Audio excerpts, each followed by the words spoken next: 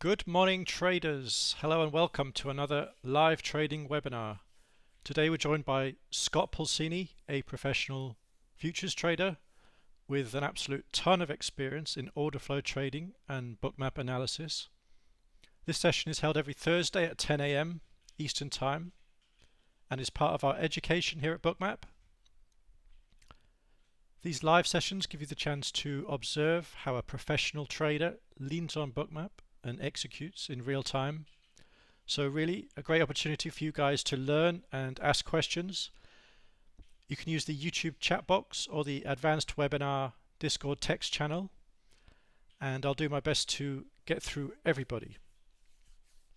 I also want to remind you guys to hit that like button if you find these webinars useful, and please subscribe to the channel to be notified of future events.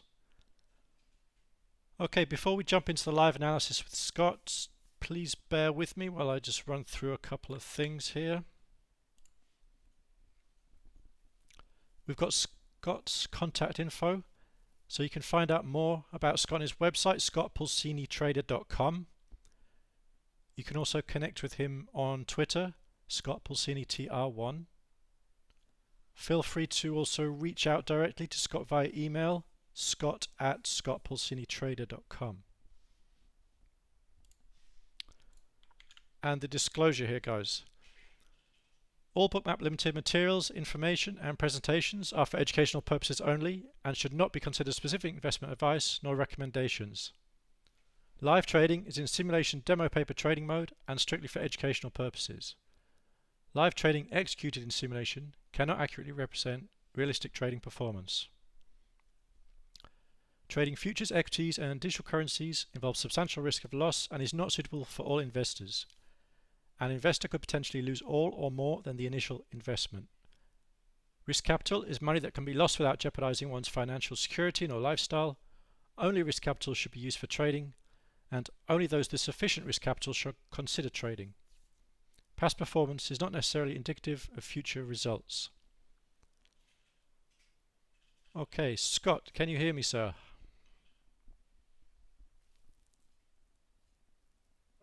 Yep, you hear me? Yes. Hello.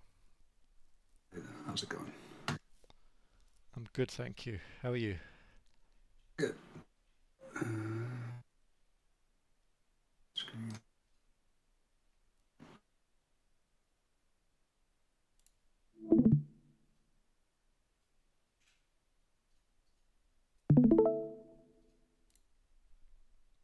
You got my screen? You got my screen, Sam? Give me a second. Yep, you're good to go, thank you. Very cool. Alrighty, I haven't really done much here. I was going to short NASDAQ, and then I realized this number was coming out, and what I tell my trade room every day is probably not smart trading into numbers because it's new information and all bets are off. That's obviously not some revelation, but I tend to do it more often than I should, and it's not a smart move. You could get lucky, but that's just negative reinforcement. You're just better off waiting for the number to come out and then trade a new setup. So that's what I'm doing right here. There was a lot of investment up here early on. There was some the sell ice here. This was 300 sell ice.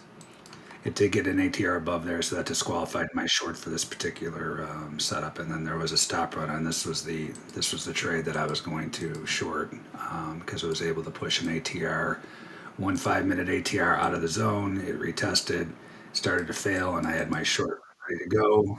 And so we had a number coming out, and then I realized the blue lug was right down here too. So if you guys have watched my prior webinars, these lugs are absolutely insanity as far as how powerful they are. Second most powerful thing I've seen since I've been futures trading, besides obviously Bookmap's number one. But using these lugs with, I call them lugs, they're Ludwig levels. Lugs is just easier than saying Ludwig level 85 times in a webinar. Combining these with volume setups are just absolutely golden. So this one actually did punch through, but you can see this stopped right here. Again, there was a volume setup. It went a little bit higher than an ATR that I showed you, so I did not short that setup. So just basically waiting for something new. I don't have these markets based on market structure should rip, but you can see this is an important zone here for the NASDAQ. Sell CL, 449 contract. There's crude. I missed a trade there a little bit ago. We'll go over it. Those are always fun to rehash. Anyway, this was directional conviction and a large selling tail. We came up here. You can see it struggled over the last few days. Struggle again. This is actually a failed breakout in that exact zone that we're at right now. And you can see we just put a selling tail there, and we're here again. So this market should do that based on what happened yesterday, right? So this was a failed breakout of this balance area.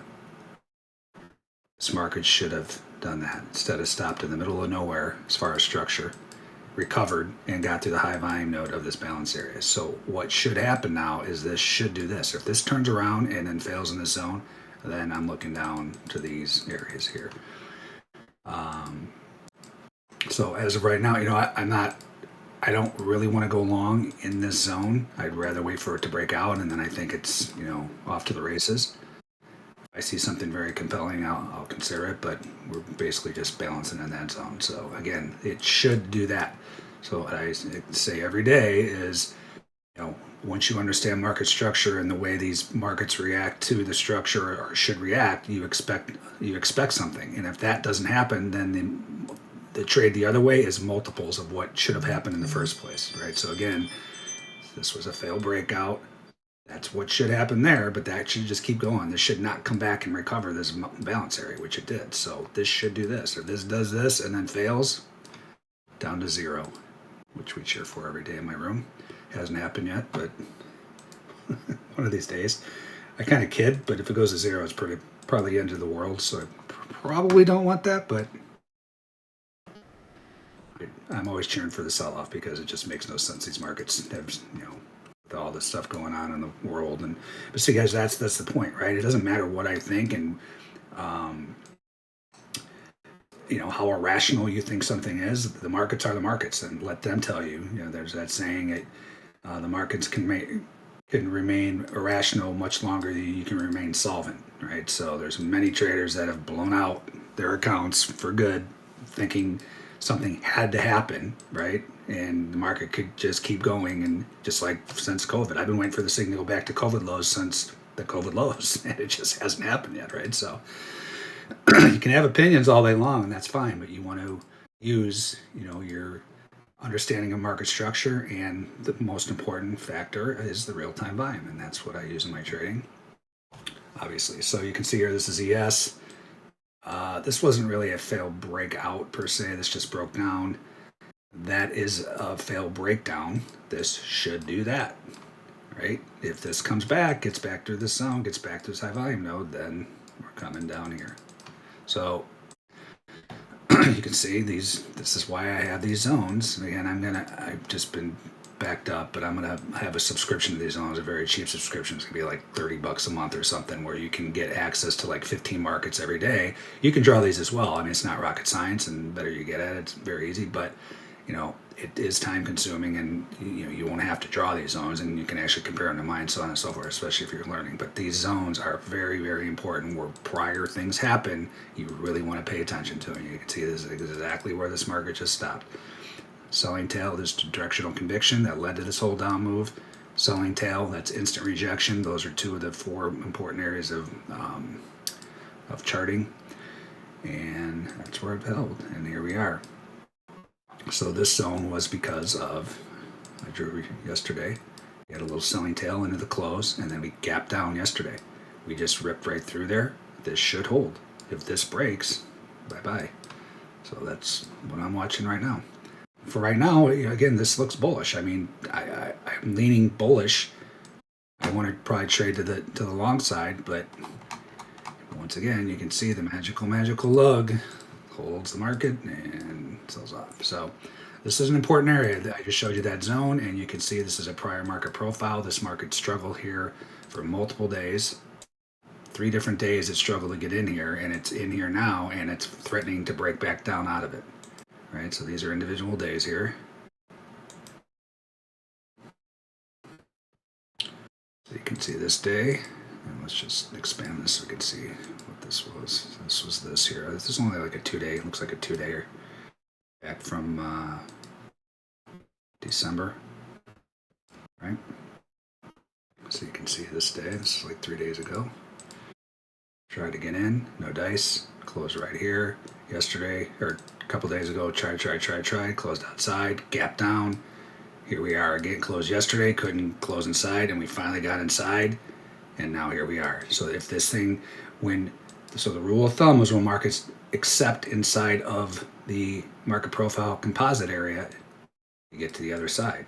If that doesn't happen and it gets back out, that's telling you something. So every day you're coming up with a story pre-market. You should be looking at your bar charts based on kind of stuff I talked about. There was a fail breakdown. This thing should rip. You come up with a thesis on what you think is happening, and then you look at your market profile. You do this independently. Okay, here's a thesis. This finally got inside. This should get to the other side. So everything's looking bullish right now. But you've got to be ready to pivot, right? So you come up with if-then scenarios. You're like, okay, I'm ready to buy this. I want a volume setup, and I think we're going here. If this gets back out, you got to pivot and say, okay, something's up. This is not good. This day, but what you could do here, yeah, this is close. I'll probably wait one more day because, like, if these were 3 individual days, I would go because this day overlapped this day. You can merge all 3, but this is a composite. This is now a composite. This is just one single day. So this composite did not overlap that. So for some reason, if this builds a composite today, well, then I would merge all 3. You see what I'm saying? So right now, I'm not going to merge all 3 of these. I'll just leave them like they are. But this is definitely a composite here, and this is even more of the story because this is the most recent. Right, so you can see this thing just got out of here. And now we're back right here. And then you got the prior one here, which is right at the point of control of this composite. So that's not coincidental. When you merge your composites, and you see stuff like this lining up, you just know they're dead on, right? What I don't like, the one thing I don't like about market profile is when guys get subjective with it, right? They'll like cut off tails and be like, yeah, this tail doesn't count, so I'm gonna just get that off of there. And I just draw it like I see it. I do not manipulate it. I want to see it like the general, population of traders is seeing it. I don't want to be making my own, composites and cutting stuff off. So I never cut anything off. If you see a big tail day, then that's what it is. I just leave it like it is. So anyway, this is holding, which is what should happen right now. So again, I'm just waiting for a volume setup, and that has not happened yet in here. And there's been really nothing since the housing number here in Q either. It's just bouncing around. So now let's get into the pain. I'll show you my missed. This was a golden trade. It's actually a playbook. I think I went over it a little bit last week. It's called the Dada Playbook. Look at that quickly. So, what I'm trying to instill in my room is you want to come up with exact scenario playbooks that you look for in your trades, right? So instead of like most traders trying to catch every wave of the trade, every move they think they should be in, so on and so forth. That's why traders lose money, because you're not going to catch every move. Every move is not going to be sensical. There's not going to be a rhyme or reason to most of the moves, right? So if you can zero down to a specific parameters that you're looking for, and you just wait for those parameters. We talk about being a sniper every single webinar, and you wait, and you see it, then you fire off, right? And is it going to be 100%? Absolutely not. But the whole idea is there's an edge. So there's definitely an edge just in the volume setups alone.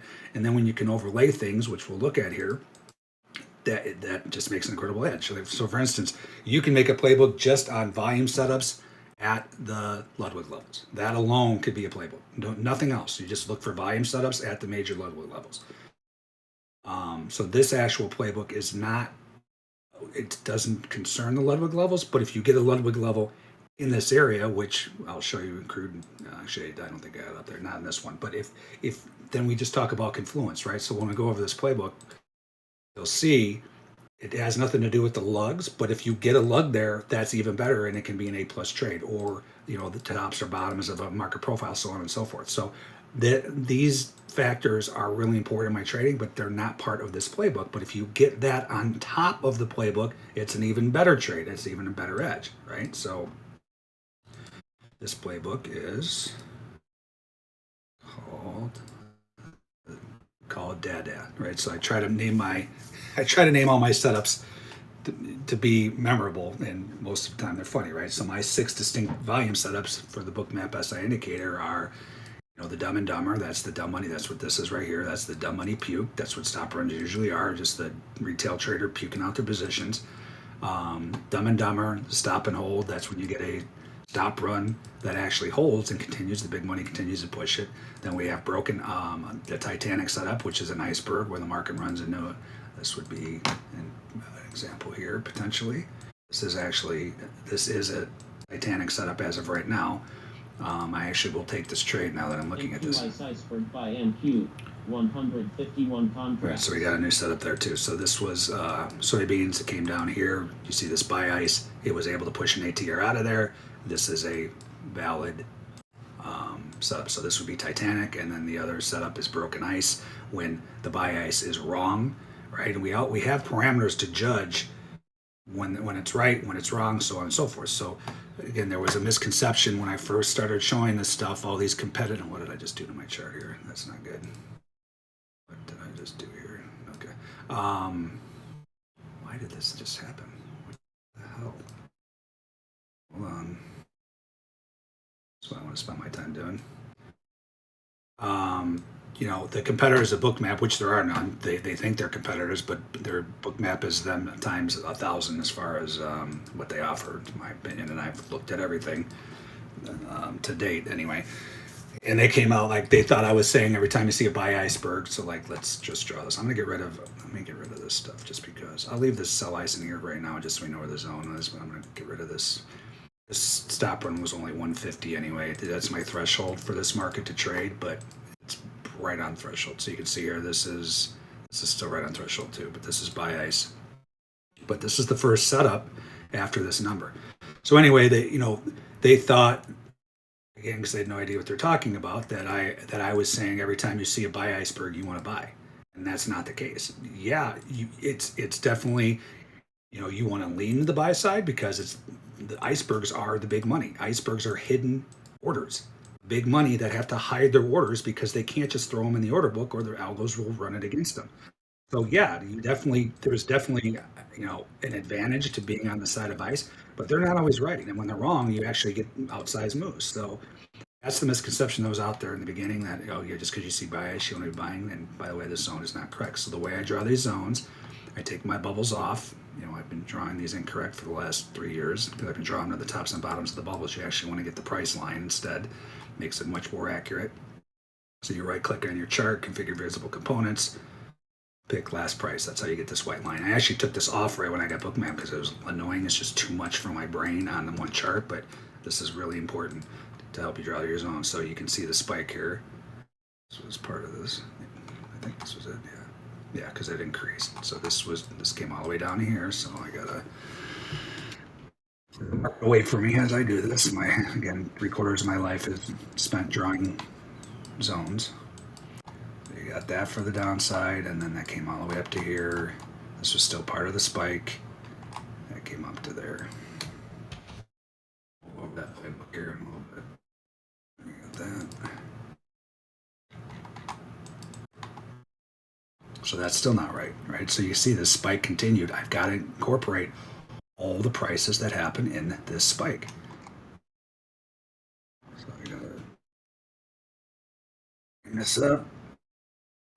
Again, the market always waits for me to draw these zones, so I'm okay here. Just kidding. So that's basically, that should be right on a price, so that's still not right. Still not right. So let's see what I did wrong. I gotta bring it down a little bit.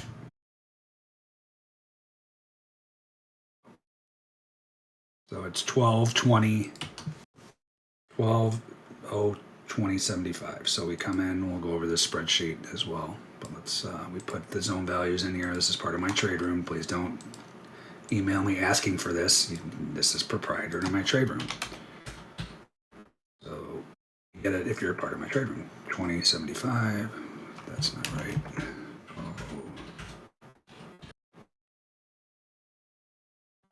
That's right. That's the top. Appreciate this market waiting for me. Maybe. Yeah, it is. Okay. And then 12,050 is the bottom. So you put your zone prices in.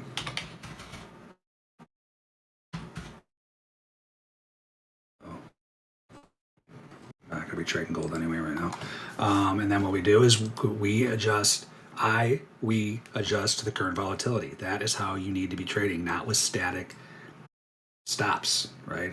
I can't even. I don't even want to know how many you're on here that trade ES or Nasdaq and say, when I put on those trades, I like to risk 4 points to make 8. I tell you every single webinar that is not.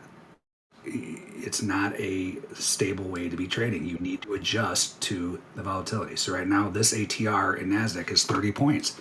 What does that mean? Every 5 minutes, it's rotating about 30 points. That's important. The market does not care that you only want to risk 10 points on your trade. Well, why can't I get this out? Market cares about the current. That's not right. Struggling putting in numbers. That's not a good sign. All right.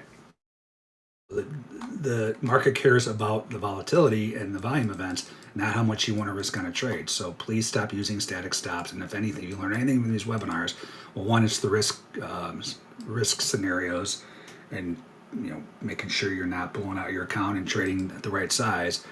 But stop using static stops. Look at I use a 5-minute ATR. This is just the standard 14 period Wilder's ATR. What's Wilder's ATR? Google it. It's not I've used this analogy 1,000 times. When I walk in a room and I need light, I just turn on the light. I don't need to take the light bulb out of the socket and open it up and see how it works, right? So I don't care why this works. I just use it, right? So it's the default 14 period for the 5-minute ATR Wilders. That's all. It works perfectly. So, and I believe that is the best time period to be using for the day trading that I do. NQ stopped by NQ.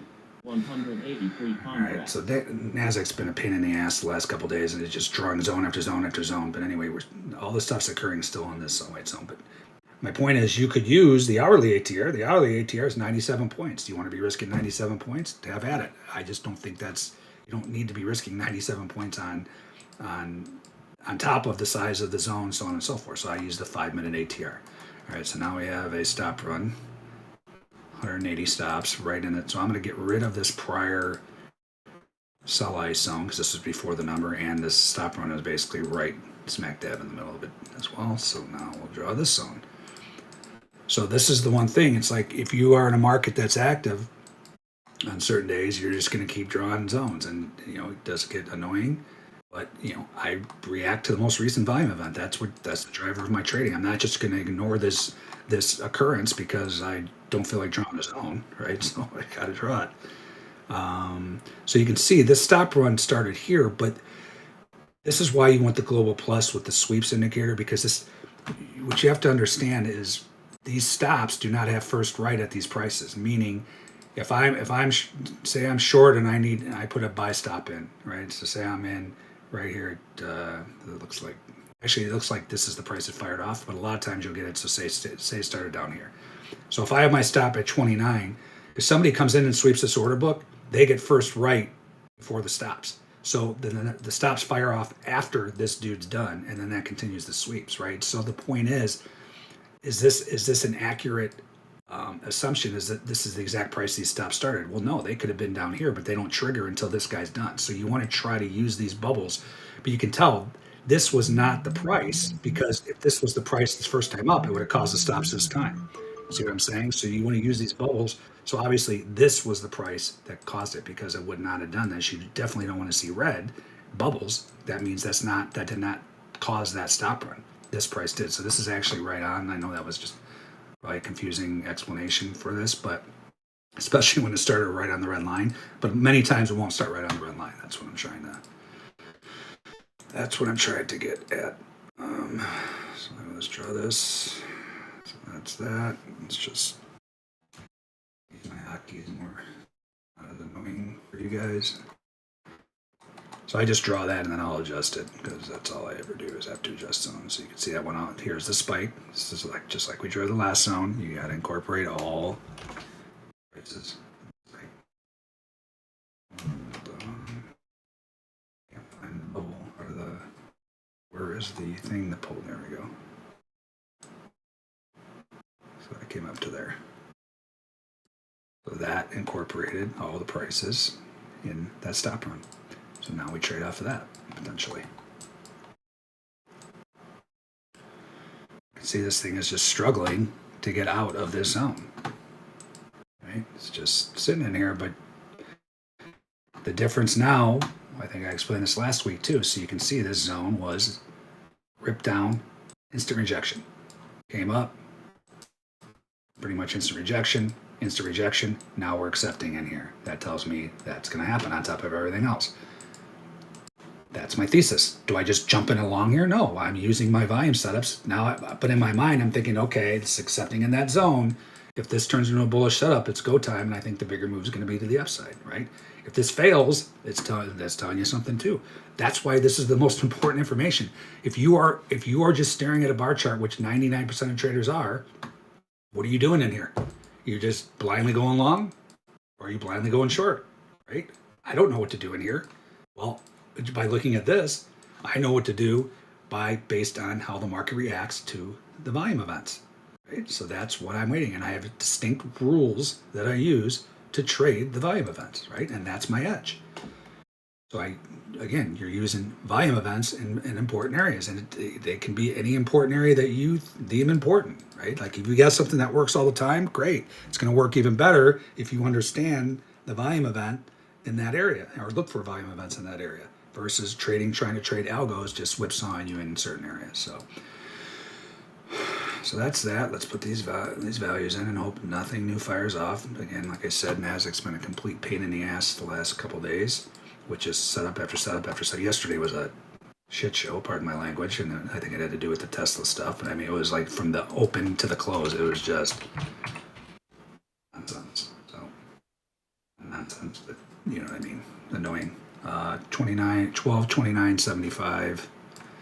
This is the bottom of the zone. PR is pretty much the same, 30.95. These are given. I'm not doing this trade in here. This is exclusive to my trade room as well. This is more of a shorter term. I hate to use the word scalp trade, but that's what this is. Again, come in there, you'll learn all about it. I'm doing the position trading in here. See what I mean? 170 per contract. Now I gotta draw another zone. Again, guys, this doesn't happen all the time where you're just getting zone after zone after zone after zone. Usually you'll get 3 to 5 in a day, right? It's just, and this is another good point too. If my threshold in here to trade a trade-worthy volume on the subchart is 150 for stops and icebergs. Meaning anytime 150 fires off, I'll draw the zone and trade off of it. If you are on a day where you can continuously see 170, 180, 190, 190, 200, 150 is not the threshold that day. You have to adjust. It's just like we adjust to the volatility with the ATR. It's the same with these. If you keep seeing 200 icebergs, don't be drawing zones to 150 that day. It's just, you've got to use a little common sense to this stuff, right? But most of my stuff is pretty mechanical and straightforward. But there's some days you just got to be like, you know what? I keep drawing these 150 zones, and there's been like 20 of them. When I first came out with my course, I would get emails because as I've evolved, I've learned the better and better thresholds. But at the time, the threshold was like 100 or 110 in Nasdaq, and I would get emails. I don't understand. I kept seeing 100. I saw 100 like 25 times today, and they weren't working. I'm like, well, they're not working because that's not the threshold for today. You gotta, if you're seeing 100, like I said, the most you should see in a day is 3 to 5. If you're seeing even today, like 150, it doesn't seem like it's enough today. So I would probably be drawing to 200 or more. Let's see what this is. This is 221. So this is definitely drawable. So let's get this out of there and draw the new one. Lots of fun, by the way. But, the markets aren't doing anything. And you notice I'm not putting on trades, right? Because my parameters for these volume setups have not been met yet. So I just sit here, spend my life drawing zones and waiting for a reaction to the area. Let's just get these in here real quick. Any questions on any of that? Damn, I haven't really done much, but could be questions on the zone, so on and so forth. I've got a question on the. Maybe I'll wait till you finish drawing the zone. I don't know. I know you're not very good at multitasking. There, you said. What was that? I didn't hear that last part. I was going to wait until you finished. Yeah, I was going to wait until you'd finished the zones because I know you said last week you weren't very good at multitasking. No, I'm not. I can't do two things at once. Ask my wife. I literally on the expressway. I'm like heading towards an exit, and she says one word to me, like in a foreign land, obviously, and she says anything to me. I just completely miss the exit because I'm like thinking about what she said. Occasionally, I'll think about what she says, and the point is I can't do two things at one time. My mind is just doesn't work that way. So there you go. There's your zone. Let's draw it again, or let's put the values in again. 23 and 08. And then we'll just wait to see how this market reacts to the zone. This is an important area. And we'll look at the footprint too. We're using that a lot more in the room as far as figuring out really high volume areas. Helpful. It's just, guys, I say this all the time too. Footprint is useful. It's very important in certain situations. You cannot go down the rabbit hole of just using it in every move, like playing a high volume area and then put your stop above it. We'll go over this stuff, but I'm telling you, I tried to use it for 10 years after I couldn't make money anymore scalping, and I was at best a mediocre trader, right? So yes, it's important, and I'm not sure if I remember either. It's only important in certain scenarios. Not only important, but you just don't want to be using it all the time. It's like a CBD. There's this misconception in cumulative volume. I even got guys in my room yesterday saying, wow, this market's got this huge delta divergence. That's part of the dad trade book, by the way. We'll go over, but you've got to use it in certain areas, in certain situations. It's just not every time you see a delta divergence, you're jumping in a trade. You'll get killed. Take it from me. When I first learned it, it like worked perfectly. A couple of times I saw it, I'm like, oh, this is great. And then I just would get killed using it. So we'll go over that as well. So there's your most recent zones. Oh, and by the way, we all know where we're going, at least temporarily. I didn't even see this. We talk about it every webinar since day one. That is a magnet. That is not, oh, wow, there's size up there. I want to go short. It's the opposite. You want to find places to go long because this is minimal where we're going. And then what you can do here. So this is the regular chart. Bookmap came in. This is part of Global Plus as well. Another reason why you want to get Global Plus, in my opinion. But you can get these. It's called Tradermap Pro, where you can put in specific values, order sizes, and you want to be, you want to get it, order sizes that are large for that market. So I'm using so this is this indicator, Tradermap Pro. Mine in NASDAQ is 25 to 1,000. 25 doesn't sound like a lot in here. You can tell there's not that many lone 25 lots sitting in this order book, right? So like down here. So it's like, this is just looking at the Tradermap Pro. So this, when you pull up a market, whether it's this chart or the traditional chart, and you see bands of liquidities on both sides, well, that's just telling me that it's more likely to be a range trade. There'll be days like, let's take a look at Mr. Crude. Hey, I wonder where this market's going. So this is Tradermap Pro. I have the same exact settings on this, 25 to 1,000. I'll give you one guess where we're going here, right? So does it mean it's going to go? This is another misconception. Does it mean you just buy right now? You could if I get a volume set up, but I just know this is part of the process, right? We already looked at structure, and we haven't gone over crude structure yet. But you come up with your scenarios, your thesis there, and then you bring this up, the most important information. You're like, hey, where's all the liquidity? So we got black hole below, and we've got bands and bands and bands of liquidity. Guys, these are the big traders. They will get their orders there. How do I know that? I tell you this every webinar too, because this was the game I played all day, every day when I was a huge scalper. I would put my orders in the order book. Back then there were 1,000 lots in the ES because it was tradable. You could put 1,000 lot in and not get killed and you can get out. The key was you can get out. So if I would get filled on my 1,000 lot, if I needed to get out, there'd be 3,000 right above me and I could turn around and buy from that 3,000 lot. That's gold. I'm not trading gold right now.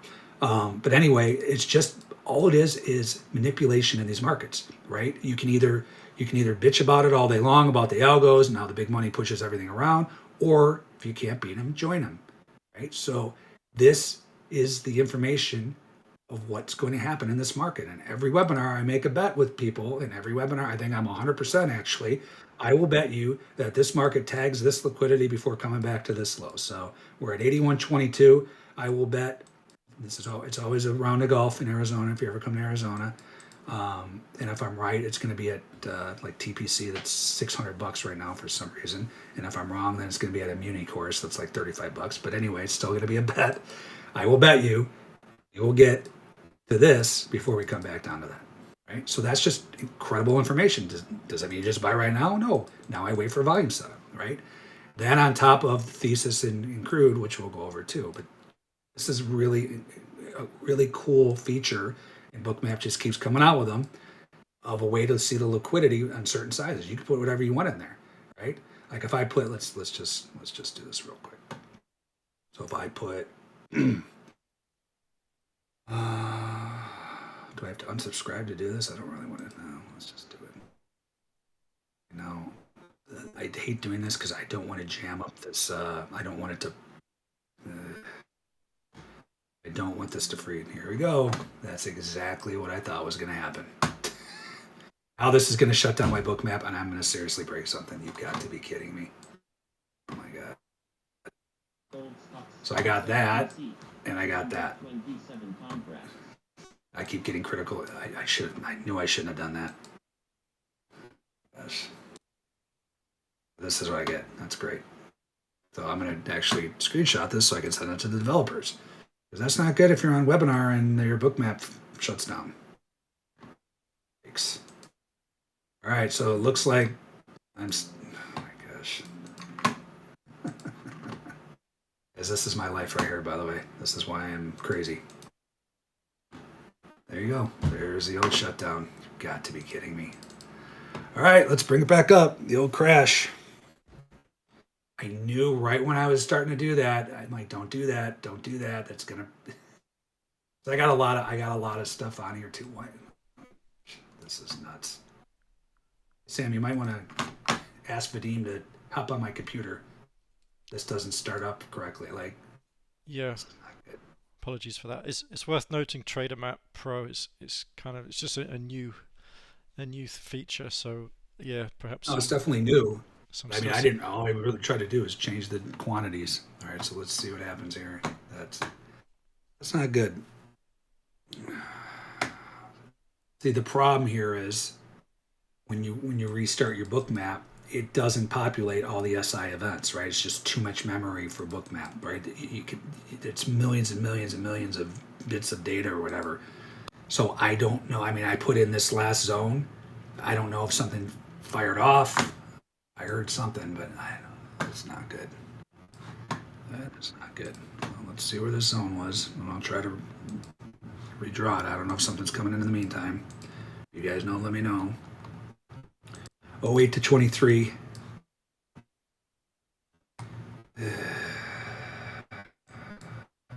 That's upsetting. Yeah, that's where I got cut off.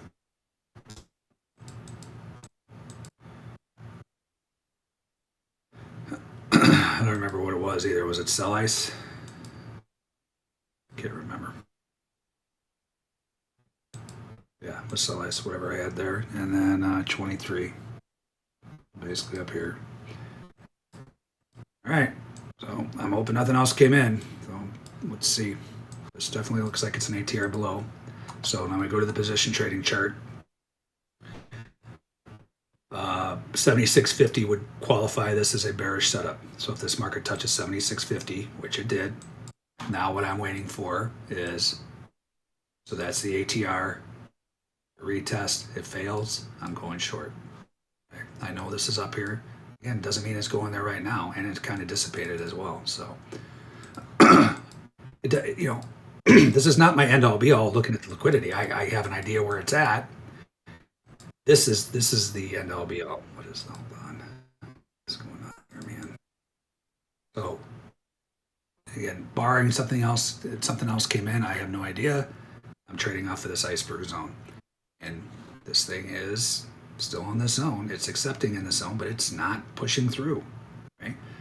I can tell you if this fails, like I said, watch out below. Let's look at our lugs. The thing is, like, trading's not hard enough, and then I got to deal with this ridiculousness. All right, so this is what I was wary of on that first short before the number. You got blue lug right here.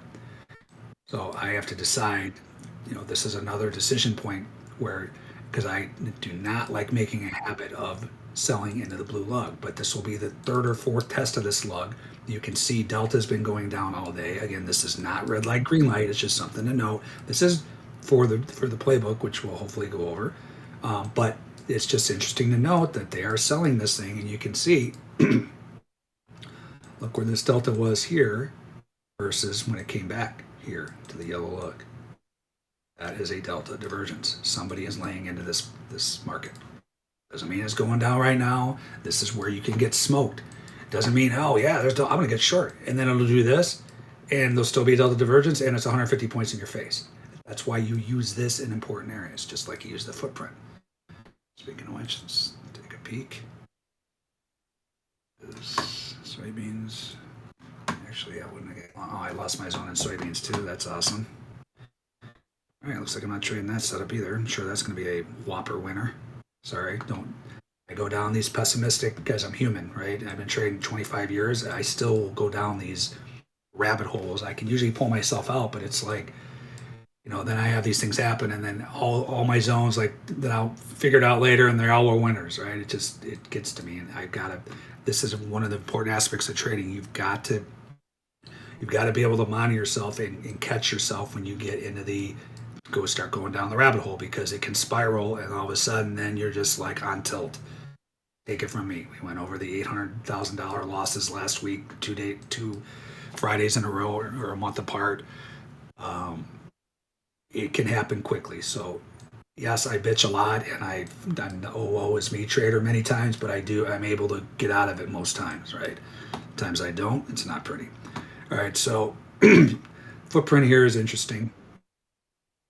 So guys, this is just like looking at relative volume. We'll look at that too, but this is just, this is what I pay attention on the footprint. Yeah, I want to see are there buyers and stuff like that, but this is the important stuff. Like, you're seeing 1,900, 5,000, 1,300, 10,000, 400. This is a 10-tick reversal or a 40-tick reversal chart, footprint chart. So that means every 10 points that it reverses, it'll draw a new bar, right? This is subjective. You can, depending on what kind of bars you're using, these will look different, right? But I just want to know, bottom line is, hey, is there a lot of investment in this area? And this is decent investment. You had 10,000 contracts here. These buyers are not feeling very good right now. Hold on here, sorry. Then you had another 7,000 here sellers. Then you had another 6,000 here, and they're net sellers, right? But it doesn't mean, I pay attention to that, but it's not, they haven't won yet, right? What I pay attention to, there's a lot of volume in here, right? It's just like looking at relative volume and or our more focused volume events, right? So I just know that there's a lot of trade in this area. Why do I want to know that? Because I'm looking for a bigger move. For my position traders, I'm looking for the extended move. Well, when you get a lot of concentrated volume in an area, what do you think that is? Those are traders placing bets. What do you think is going to happen when it moves out of that area? That's what you take advantage of. That's what I take advantage of. I just want to see what he has. I do this every time. I'm going to be on the footprint chart. Just want to see what kind of volume is rolling through ES. There has not been one setup in ES today, by the way. SI setup. I don't know why the products don't populate for 10 seconds. It's really, really annoying. Like using this chart. So usually if you're seeing 25,000 or more, that's significant on it. This bar is a 10-tick reversal, so 2.5 points. This is not impressive for me. right? Like it's like I wouldn't even really pay attention to this. You had 18,000. Yeah, these two bars alone are 36,000. That's decent, right? That's important to know. I don't care whether they're buying or selling. This is investment in this area. Whoever's long in here is like, yeah. So this would be kind of like one of those, like we do draw the zones, right? So I'm not going to trade that, but just keep that in mind. There is about close to 40,000 contracts in this area. Someone's going to be right, someone's going to be wrong. Whoever's wrong pukes them out, right? And you can see now it's what this is to me is breath holding, right? The guys that place their bets in here, especially the longs, are like, okay, I fired my bullets. Please don't go down any further. If it goes down any further, then you start to see your stop runs. Very basic, very simple way to view the markets. It's the best way to view the markets because that's what's going on. All my setups, everything I do is based on my experience as a large trader and how I used to react when I was invested 2,000-3,000 contracts in an area, how I would hold my breath, how I would pray to God it would come back, and so on and so forth. That's why this is not hypothetical stuff, guys. This is how big money reacts to these areas, right? Or even retail, whatever. You look for the investment in the areas. Now we're just looking for a volume event. There could have been one before it crashed. Hoping there's not, but there is. Put it in the chat so I know. All right, so for this setup, I'm just waiting for a retest failure, and I'll go short. Whoa. I will go short. I'm not going short aggressively in this zone though. So that's another way what we talk about every webinar as well. There's two ways of entering these volume events, right? You can either, if you love the area, the minute this gets a ATR plus 10% out of the area, you can go, I will go short. I'll put my stop in ATR plus 10% above the volume event. Again, you can't see the volume event because I crashed, but you saw it earlier. Then the conservative way, it's a much higher percentage trade, is waiting for a full ATR, waiting for the retest of the zone, waiting for a failure again, and then getting 110% of an ATR. Much higher percentage of trade. Problem is, you risk it not retesting and selling off, and you don't have any part of the trade. What is a good example of that? This DADAS setup. So this DADAS setup, this playbook, sorry, Dumb and Dumber. So it's a stop run with aggressive opposite delta, right? So these are individual. I think I have 7 of them already in here. There was another couple yesterday. Actually, there was the first losers. I think it was ES or NQ or one of the or both. You guys, nothing is going to be 100.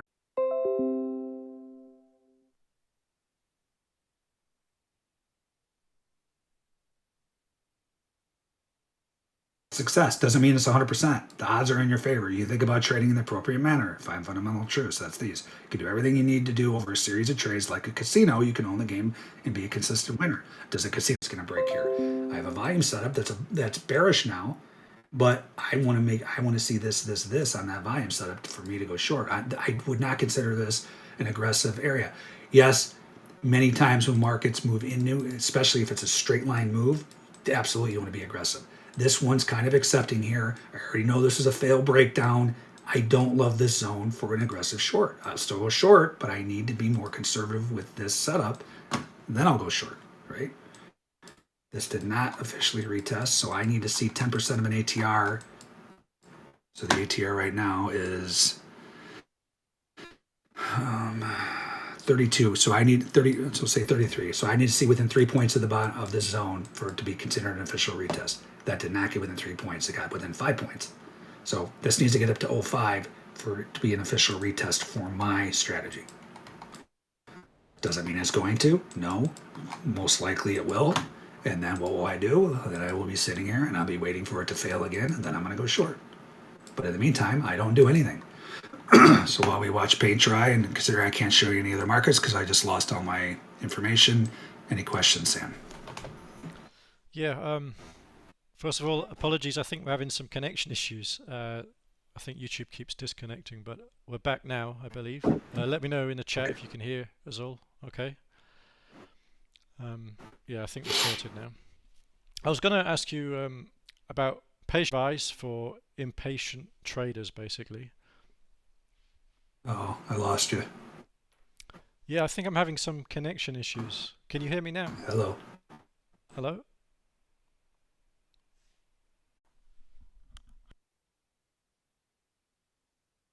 you're definitely in and out.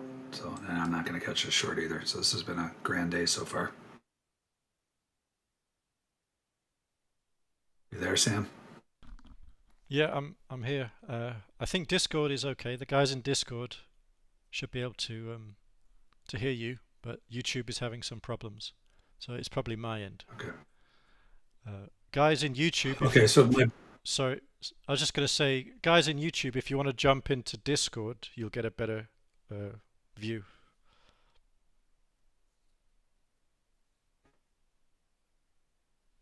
all right, so obviously missed this trade, and that was my choice, right? I was waiting for a retest. I got close. That was not my rules. Didn't get short. This is what I'm talking about. If you love an area, you want to get in aggressively on 110% of an ATR outside of the zone. It still could retest, but it's more likely, especially NASDAQ the last couple of days, we're going to get a new setup, and then I'll get short there. But this is telling me a lot going on here now. It's getting interesting, right? So I want to see what. So first and foremost, this zone held again. It's moving out of the zone. What did I say? If this market got back below side volume node, and it's here right now, watch out. 0 today. Just kidding, but it's probably going to get ugly, right? So there's really nothing here.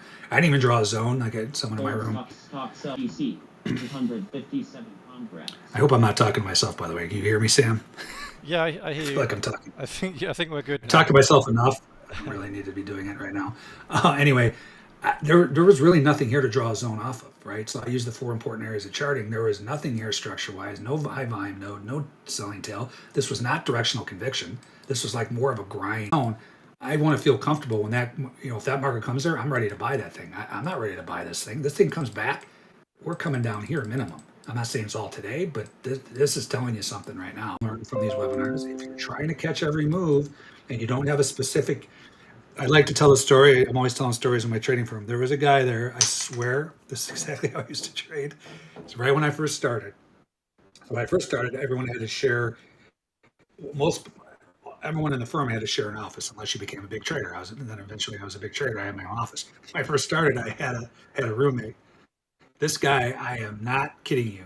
He would get up, he'd like trade at the open. He'd get up and go to the game. Or just want to, gamble. If you want to gamble, just pull up a horse race. I think Gulfstream's starting here in about an hour. That's where you can, if you need that fix of gambling, that you need action, bet some horse racing, right? If you're looking to make a living, you need to find specific scenarios where you're waiting like a sniper to make your trades. So what I'm trying to instill in my trade room is how important, it doesn't have to be this playbook, but you need to come up with something like this, right? So this is the playbook where I am looking for this specific thing, a dumb and dumber, meaning a stop run, a buy stop or sell stop run that fails immediately, meaning it's the dumb money puking, right? What else has to occur? I need to see a delta divergence. What else has to occur? I need to see this occur at VWAP extreme standard deviation. So you've got, let's just look at a current chart because that's kind of convoluted. This is all basic stuff, but some people don't know it. Like right now, if I got, let's see, well, there's not a delta divergence here. Delta is actually moving with the market. But say this market right now just ripped on some news or whatever, and I got a stop run. These are extreme standard deviations of VWAP. Why are they important? Because these algos love playing reversion of the mean. They love to snap it back to VWAP or algo guide. This is another thing we use in my room, by the way. This thing's turning bearish too, right? So this is another thing that these algos play off of. They revert back to, so this is it's called an exponential moving average ribbon. Google it. You can learn how to do it yourself. These are the longer term ribbons. These are the shorter term ribbons where you got these algos that play the crosses when it crosses, and you got these algos that snap it back to the longer term, and then you got algos that play snaps and then continue it on, right? This is important to keep an eye into. But the point is, you have all these mean reversion algos. Well, when the market gets to a certain area that these algos you want to be participating with the algos as best you can, right? So in that ES instance, so the extreme standard deviation quickly is, here's VWAP. This is one standard deviation of VWAP. That's all it is. This is 1.5. This is 2. I could draw these. I just don't have them on here. 2.5, 3, 3.5, 4. You rarely get that far, but you do sometimes. The point is, when you start getting extreme standard deviation, the algos will snap it back. Well, this playbook is designed for that exact occurrence with a volume size, and that's the playbook. So you're looking for distinct things in an important area to put the trade on. And on this trade, I do not wait for the retest. We were just talking about when you want to be aggressive versus conservative. This one, you need to get in as soon as it breaks an ATR out of there. And we have another entry too that's even ultra aggressive, but I don't want to confuse people. You get in right away and you catch a 40-point move. So, these are like 4 or 5 different markets, the same exact thing. This is what you do. So you can imagine having one playbook. This is another reason why you want to be watching multiple markets. So you should start out with one playbook that you scan 5 markets, just waiting for that one thing. And I know people are like, oh, I don't have the bandwidth to watch 5 markets. You absolutely do. If you're looking for one thing, absolutely. Well, that's boring. Well, do you want to be bored, or do you want to do this for a living, first and foremost? But you can imagine if you build 3 to 5 solid playbooks over 5 to 10 markets, you will not be bored. You will have something going on almost all the time. But you have something specific you're looking for, so you're just scanning. There's my playbook, there's my trade. I have my rules. I'm in, I'm out. This is where I'm in, this is where I'm out. That's why we use the spreadsheet as well. And then you put the trade on. You have the edge because you've seen, that's how you develop the playbook. You've seen it work many times before, and then you put the trade on, and it's either wins or it loses, and then you're on to the next trade. But over a series of trades, there's a random distribution between wins and losses for any given set of variables that define an edge. An edge is nothing more than an indication of a higher probability of one thing happening over another, right? So your edge is that playbook. Is it going to work every time? Hopefully, but the chance is 0. The point is, it's going to work more often than not over a large sample size. That one right there, the first 7 scenarios I put on there. I was trading to trade stocks. I told you guys this a few times. When I first got back in the business, 2017-ish or 18, feels like 20 years ago now, but the dad set up in crude, and I didn't trade it because I missed it. But point is, you're scanning markets looking for that exact setup. So enough chirping first. Let's see if we can actually put on a trade. Remember, as long as this doesn't go an ATR above the zone, let's put the zone prices in here. At least the setups are dissipating. We're not getting one every 5 seconds. 11,937.50 is the top of the zone.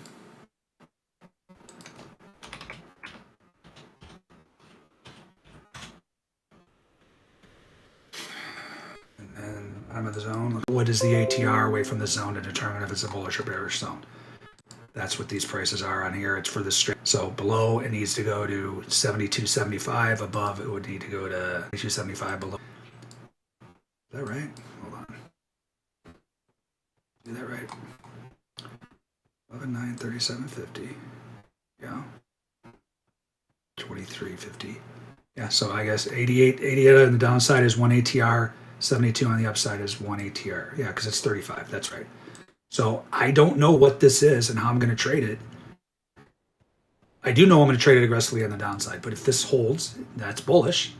This is why this is so important, right? I think we're going down, but if this turns into a bullish setup, you shouldn't be seeing bullish setups if this market's going to break, right? So this is, and next, as you see, where we're going. That's all we ever talk about. It's not that far away.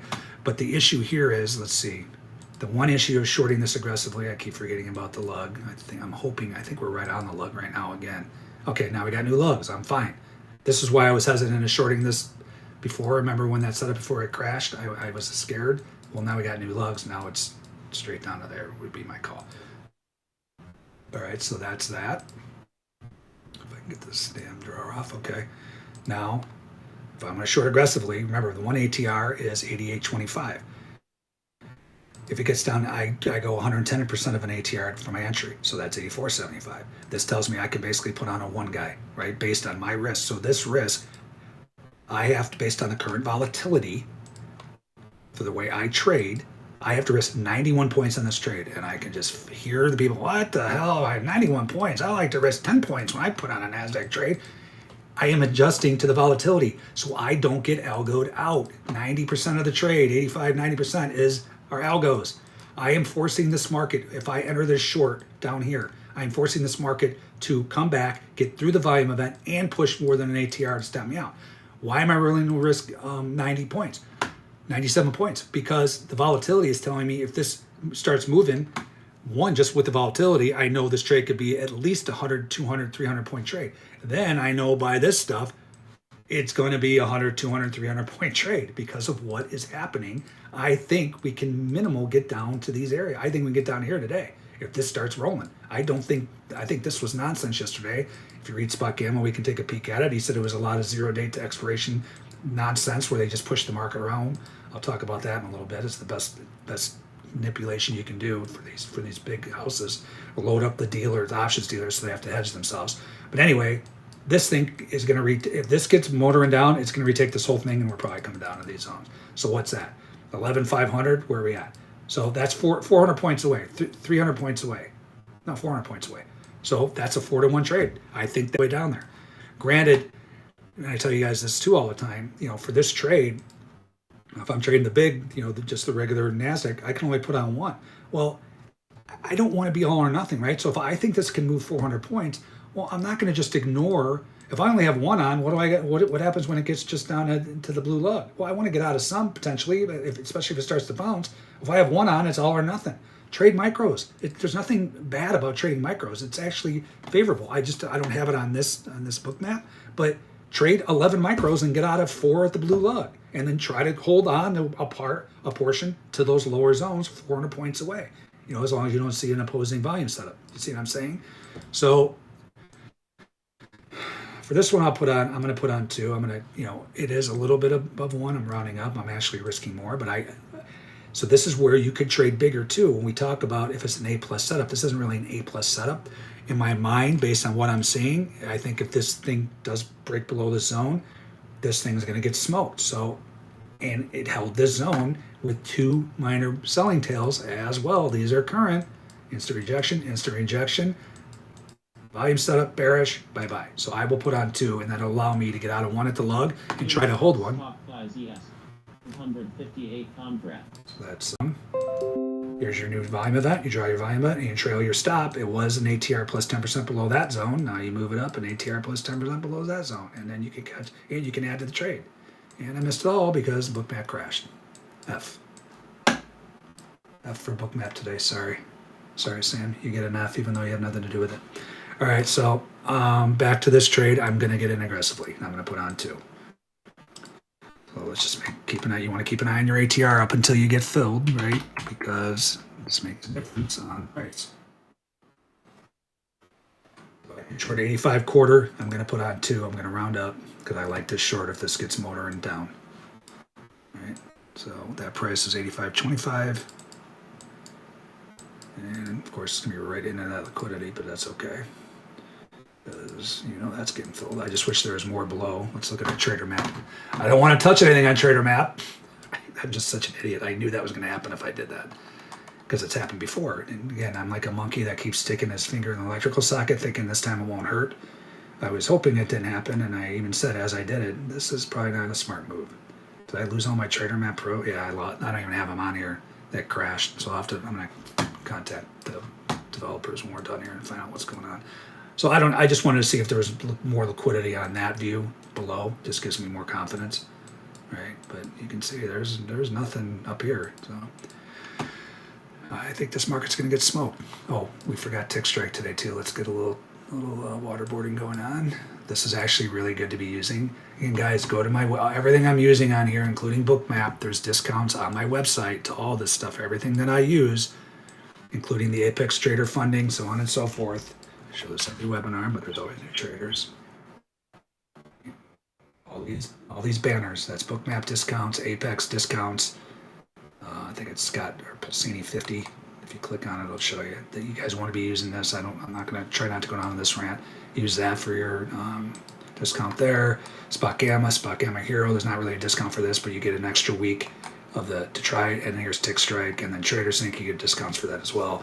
This has been on the fritz lately. I don't even have to get my trades in here because it hasn't been downloading correctly. But it is an awesome software when they get this thing set up. They claim they're moving to a new server, so on and so forth. So anyway, there's all discounts to all that stuff. I was going to say something else and I can't remember now. Oh, I just wanted to watch this. So what I have on Tick Strike here is just these are all the the FANG stocks, the highest weighted stocks in the ES and NQ. Well, it's very important to see. This could be another part of your playbook where you don't take trades. So you could say, okay, I want to be aggressive like Scott, but I'm not going to be aggressive unless I see these things getting smushed as it comes down here, right? Because these are the drivers. These are what drive the indices that drive the futures, right? So these are really, really, really important. When you come to an area, say you're looking to short the prior zone up here that I lost. Well, if we come up there and you hear nothing, that's telling you something. You can fade it, right? So again, there's whole other strategies you can use with this thing.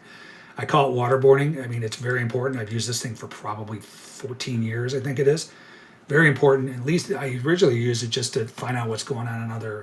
You have this look too, but find out what's happening. And like Nenji just fired off, so I'd be like, oh wait, I just six sounds. I'd be like, okay, I know something's going on in Nenji. That's how I originally used it, but now it's kind of evolved, and now I'm using it, to watch these stocks. You can have here's the actual futures, and they actually have internals too. But I call it waterboarding because there is nothing worse than watching your position go against you and then listening to it as well. You can put these internals on there too. Let's get Tick up there. Where is Tick? I don't know where Tick is. I've got like 45 screens, so it popped up somewhere. It's hiding somewhere. So anyway, this is really important information too. It's just I have to turn it off a lot of days just when I have a position going against me because it just wears me out. But it's still very important.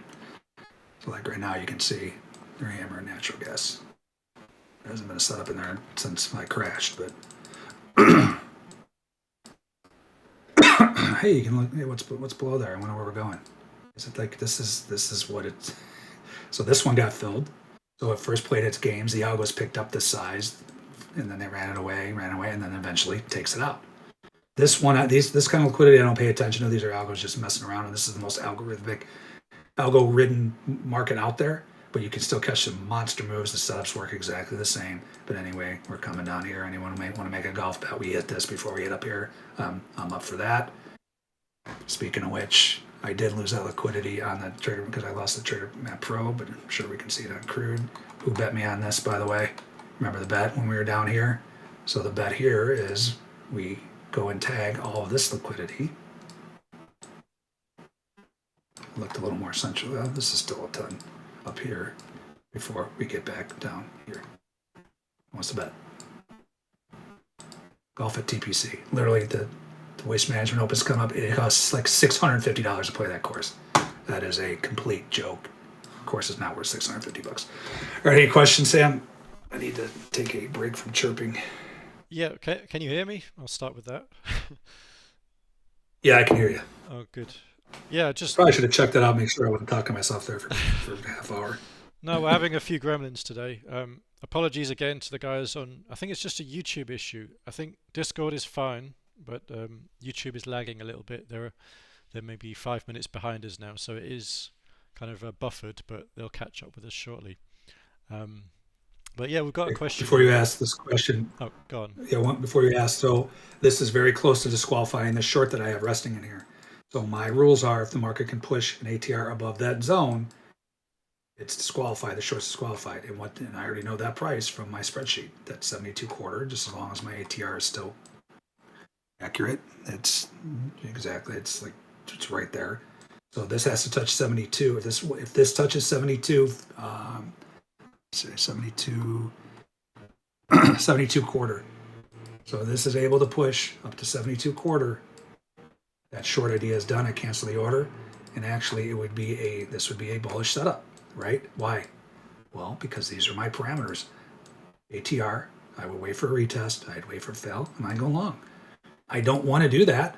Like yesterday, I didn't want to go, I think it was yesterday, I didn't want to go long ES, but the setup told me you need to go long, and I went long, and I made like 30 points on it or whatever. So guys, I have thesis all the time. I have opinions about everything. I have opinion whether it's going to rain or not. Does that mean I'm right? No. My opinions are pretty solid because I've been doing this for so long. But I think this is going to happen. But then why am I seeing potentially a bullish setup? I have to adjust. That's why this is key to know this. If you have this, you're like, yeah, broke that zone. I am short, baby. Yeah. And you're like, well, what's happening here? Why is this rallying? Well, because this is now potentially a broken eye setup. It hasn't got an ATR yet, but if it does, I'm going to play this to the long side. So do you see? The best trades are when you get your thesis matching up with your volume events, and then that's when you can be aggressive, so on and so forth. All right, what's the question, Sam? So, quite a long question here. Does Bookmap give insights on whether buying breakouts or fading pullbacks in your strategy? Are you okay with buying in strength and selling in weakness? Absolutely. Yeah. Yeah, I mean, if this market moves down 200 points and I get a bearish setup, I'll take it. Like you can judge by the bubbles, the size of the bubbles as well. These are delta bubbles. So if you right click on them, you can change the volume dot settings. I have mine set for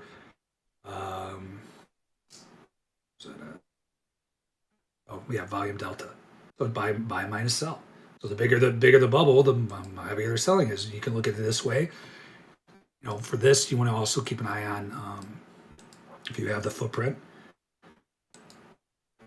If not, you can get this on Sierra chart. Other platforms have it.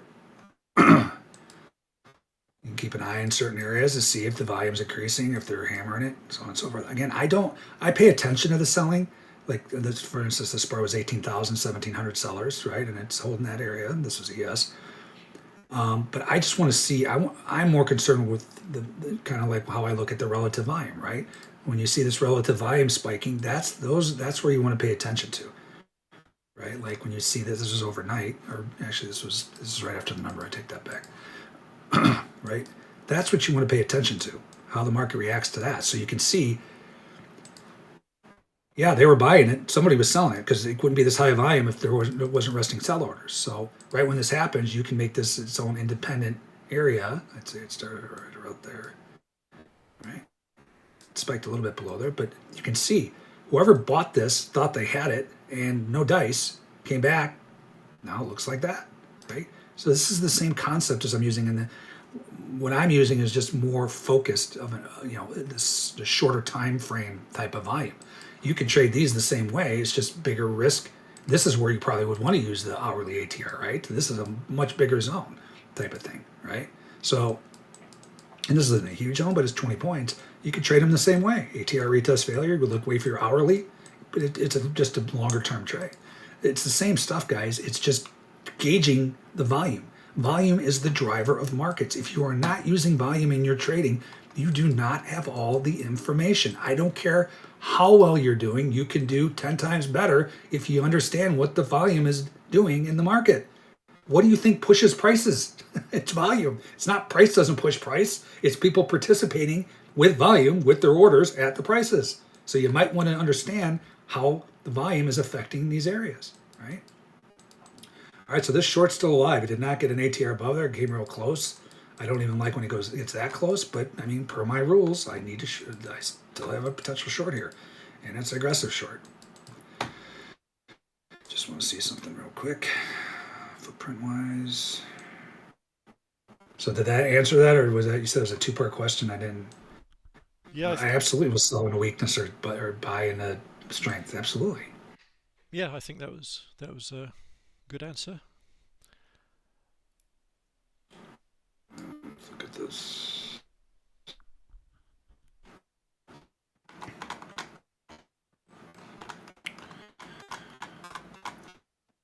Again, I used this for years. When I started struggling trading, scalping, Dr. Brett, who was at my firm, Dr. Brett Steenberger, that's on my website too, his book, I'm in the book. He sat behind me for a year, right? And he watched me go from making millions out and I couldn't make a dollar. Gold stocks LG 362 contracts. I don't feel like dealing with gold right now. And plus, there's a stop run every 8 seconds in that market. So anyway, he recommended I take a look at market delta, and it was the footprint, right? And then I'm like, this is really good information. It is information. It's good information in certain areas. You just got to be careful, like in the middle of nowhere, if you see like 7,000 come in, well, traders will be like, oh, 7,000, that's 1,500 sellers. I'm going to short the break of that bar and my stop goes right above there. It's great in theory. Trust me, that's not. 171 contracts. What's going on in gold? Why is it trying to make me trade it? That's just, it's just like using the cumulative delta, the CBD. And by the way, you get CBD in here as well. I'll bring it up once in a while. Let's bring up NASDAQ on Bookmap. It's just too much for my brain. So I look at CBD on this. But it's just like using CBD. Yeah, it's important information, but it doesn't mean it's happening right now. Like this is a delta divergence. So I just short it just because it's a delta divergence? No. Stocks LGC, 246 contracts. All right. Now it's trying to suck me in. Let's see. First of all, look at our bigger picture. Oh, by the way, here we go. So this is actually I'll probably trade this if this whole this is an important zone. This is basically a straight move into the zone. What's this zone? We get this buying tails below here, but you had buying tail, directional conviction. Moved out of there as well, and here we are again. It's not a huge zone, but the reason I drew this as well, I don't usually draw my high volume nodes of balance areas, but why is this important? This is a balance area. What's a balance area? Two-sided trade, guys placing bets. And here's another balance area. So this is at the bottom of this balance area, which should hold. This is at the high volume node of this balance area. That's where that zone is. So I can tell you, this is actually the next playbook that's coming in my room. It's a breakdown of a high volume node. That's just the place in a balance area where the most trade occurred. It's just an area. It's right smack dab in the middle of it. It's a breakdown of current balance through the high volume node of a prior balance. So this should hold if this is going to remain a bullish market, which it's been for weeks. If this breaks this area right now and you have your volume setups in here, we're coming minimum there and probably down here, right? But as of right now, this is still a viable trade onto the long side. And it was just the stop runs, which, like we talk about, is not real selling. We'll look at this on the footprint too. It's just retail. And by the way, this market has if you're a big gold trader, you're on this webinar, you're the worst trader on the planet. I cannot believe this market is nothing but stop runs. It's like, at what point do these guys say uncle and say this market's not for me? Because they're just puking out nonstop in here. It's crazy. That's why I don't really pay attention to the stop runs. So you did have 362, and then you had another 300 here. We'll draw it to the most recent zone to make it. I told you they would suck me in, and they did. Let's see. Yeah, this is a lot too. That went there, basically down to here. That's that zone. Let me get this natural gas out of here. So now you just plug in your values in your spreadsheet. You guys don't have this. You can do it by hand too. I did it by hand for years on these webinars. This just makes it so much easier. You're not guessing ATR and what price that is and spending all your time on that. 1918.4.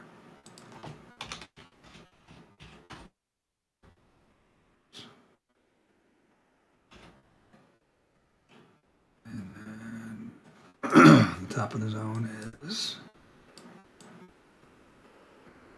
it's all blended together, 1921.5.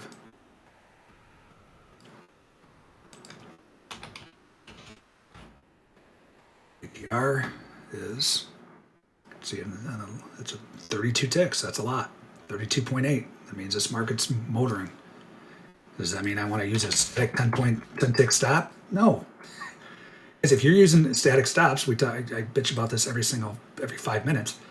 If you're using a 10 tick stop in gold right now, you are almost not 100% likely to get stopped out just on randomness. The ATR is 33 points 33 ticks every 5 minutes. What do you think a 10 tick stop's going to do? Nothing. You're going to get stopped out. Don't do it. All right, so that's that. Here we go. So this, I actually can be aggressive. Let's just take one. Probably going to miss this trade aggressively, but I just want to see where we're at first. Lug-wise, new loves trying to get back above the yellow, and you can see what is it doing here. This This was the prior one. We're right back at that. I can actually merge these days. Let's merge that. That's a composite.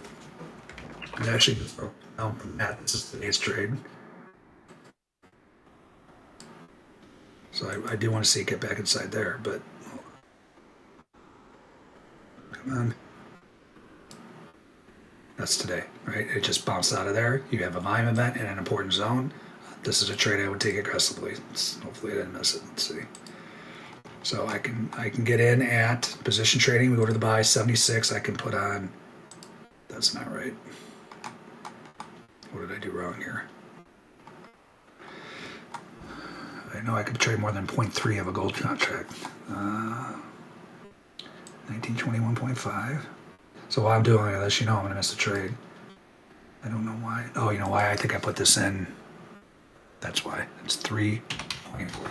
You got to put it in exactly like you see it on. So my trade room, Jay Labrada and another guy helped build this, and it's set exactly to the ATR for the Wilders. So now I can put on 2 at 53. 1925.3. And I just missed it. You little pigs, come back, please. I just hate chasing. There's something in here. I can't tell you how much money this has cost me in my life, but I just won't chase the market. So if that comes back, I'll fill. Especially in this market, that's where I should be in. I just missed that because I was trying to figure out why the hell the thing was off. But that's where I'll go long, and I will stop out 110% of an ATR below that zone, which is 1914.6. So my stop would go right in here. Right?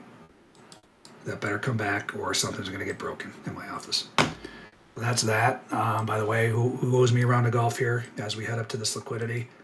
You can either, I'll let you just PayPal me and I'll go play by myself, or you can come and join me, whatever you want. But whoever bet me mentally there, you're going to owe me that, and you can see where this market's bouncing. Shocker. I better get filled in that trade. That's all I got to say. All right, still nothing. We still haven't gotten ATR out of here, so this is NASDAQ waiting there. There hasn't been a single setup in ES today. Actually, I guess Tradermap Pro is working. What was I looking at? So might as well look at it. I'm not going to touch it. No, it's not. I take that back. Where is my ES chart? Oh, here it is. Any other questions, Sam? There's really nothing. Yeah, I think we're more or less caught up. Filled on this. Yeah, you hear me? Yeah. Oh, good. I'm paranoid now. Yeah, we're pretty much caught up with the questions. Maybe if anyone owes Scott the round of golf, you can email him. And he'll happily send you his. Yeah, email me and say, email me and ask how much you owe. That's all you got to do. Yeah, seems fair enough. But yeah, everyone's enjoying B NATO's, loving your conviction, and yeah. All right, I'm going to chase this.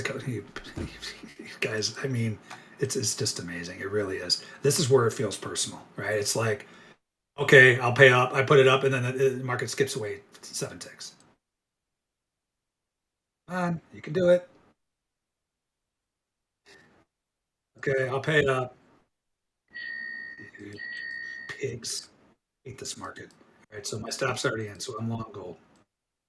So guess what? Like, this is where, understanding market. If I lose on this trade, it's going to suck. I'm going to lose money. But guess what? It's telling me, and this is my new playbook that I'm going to be releasing hopefully this week. This is the playbook. Break down a balance out of the prior high volume out of balance. This market is going to get killed, very likely. So even if I lose on this trade, it's telling me something is what I'm trying to get at, right? I'm going to lose, but it's like, okay, now it's go time for the short side. So that's that. I can't believe I put on a gold trade. I'm trying to avoid that market as much as possible, but that was just too good to pass up. As far as the area,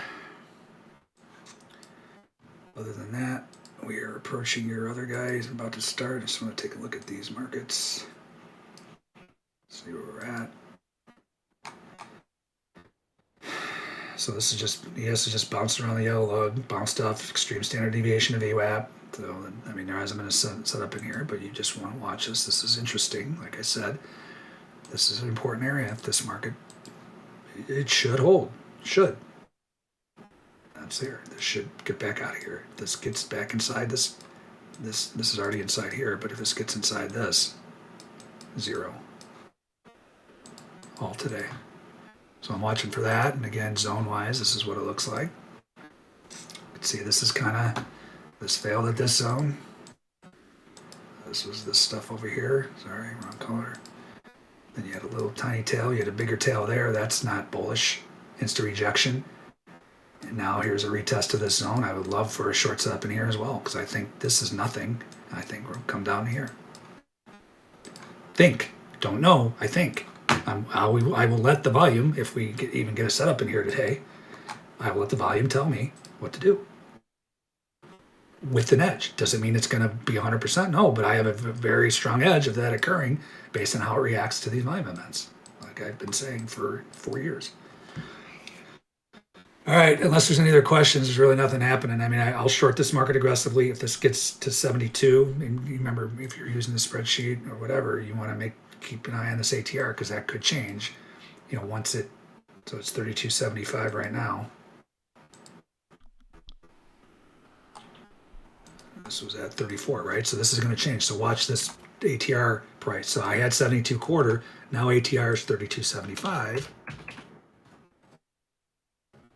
Now the price is 70 quarter, right?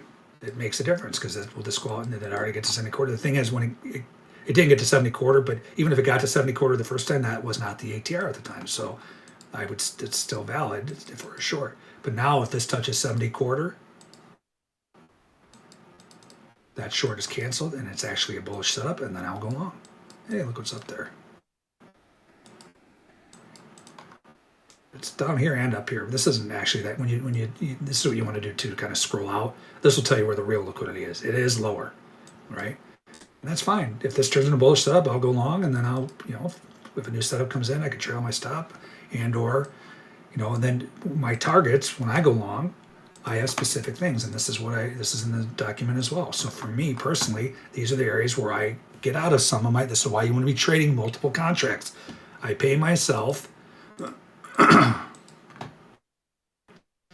As the market makes money available to me. This is directly from Trading in the Zone. Get the book or audiobook. It's awesome. Ludwig levels, composite highs, lows or POCs, VWAP standard deviation, spot gamma levels, struggling to get through heavy resting liquidity, important predefined zones, are the zones I've been showing you the whole webinar, based on candle structure, or same day prior SI events. So this is something I just put in. I've always done it, but I put it in officially. So what does that mean? That means, so say I get short, get long this setup, right? Say this does the ATR, the retest, the failure, and I get long. Well, I will watch this, and if it struggles in this, I'll get out of, you know, say I got 3 on or 2 on or whatever. Say I have 2 on. Well, if it struggles, I'll get out of 1 here. Yeah, it's not great risk reward for what I'm risking on this particular trade, but I'm not just going to ignore a prior volume event that it struggles in, right? And then the other areas, here we go, with the waterboarding. The other areas that I will watch, say I was long, these are the areas that I would watch to piece out. So the one was the that prior volume event, which is basically up here. I would watch market profile. We said market profile, highs, lows, point of controls. I can't see the point of control right here, but I would be looking up here, aka, and you can see what this is confluent with. Mr. Red Lug, right there. That is a great place to short and or get out of longs.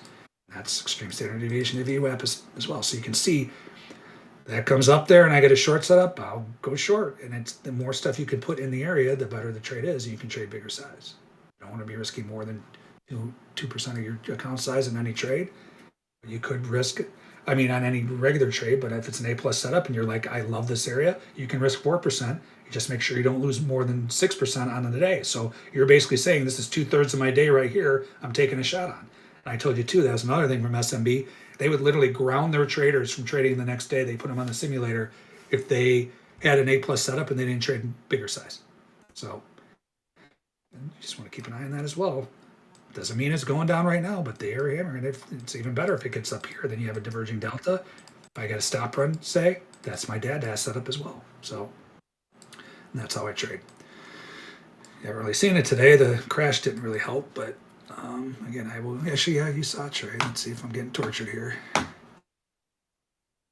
Good old gold. Nothing beats gold. So I'm in on that. So quickly for this long where I would piece out, I only have 2 on, but I guess because it's the volatility that's telling me that's all I can trade for, how much I have to risk. Same type of thing. I'll watch. Well, I wouldn't get out here. This is it right now, and this is kind of why it's struggling here. It's trying to get back inside this guy. But I'd watch, obviously. You got red lug, confluent with VWAP, confluent with prior yellow, and baby lug. That is a really good area to be getting out of one if it gets up there. You know, I'll watch it. If it just blows right through there, I won't get out. But if it struggles, that's where you use your bubbles, so on and so forth.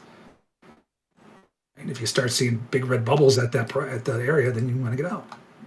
All right, Sam, that's all I got, unless there's any other questions. I'm already down a round of golf, cheap round of golf here. Well, you're getting some golf invites now, but other than that, we're all caught up on the questions.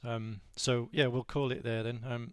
A few gremlins today, unfortunately, but apologies, Scott. The Tradermap Pro issues. I'll make sure I report that to the devs. We'll try and get that sorted for you. There might be some memory management settings we need to play with. But thank you, very valuable. I got a lot going on too. I have a ton of stuff on I mean, I have all this beta stuff, like I have the sweeps, that's not beta, but I have the market pulse and the footprint. They don't even have any of this available yet. So, and the footprint's not ready to go anyway. So I have a ton of stuff. That's probably one of the reasons I crashed. I should have just not messed with the settings. I knew better, but kind of my fault. But they even tell me every time I complain if something doesn't work, they're like, how many products do you have up open? 18. Well, if you have 18 products with MBO data running through 18 products, and then 7 different add-ons, you're probably gonna have some problems. I mean, this computer is very, very powerful, but that's probably the reason. But I'll still forward it to them and find out. But it still sucks that happened. I mean, I don't think anything really happened, but I'm just going to show you a couple other examples of where potential trades, so on and so forth. But it is what it is. Just another educational webinar. There's really not much trading except for the crappy gold. Yep. There we go. We couldn't do that when I was waiting to get filled, though, right? Boy, I hate this market. Bunch of scammers. All right, I'm out. It's a good demonstration on patience, I think, today. Right, which I was not exactly. Well, you didn't do anything irrational, or you didn't lose yourself. You didn't revenge trade or anything like that. So you kept your head relatively. True. Well, thanks guys for watching, and again, thank you, Scott. Yeah, if you feel like you learned something, please hit the like button. Helps us out, and subscribe to our channel so you don't miss the next one. We've got several webinars happening every day. Scott will be back same time next Thursday. Thank you, Scott. Thanks, Sam. Appreciate it. See you guys next week. Bye bye.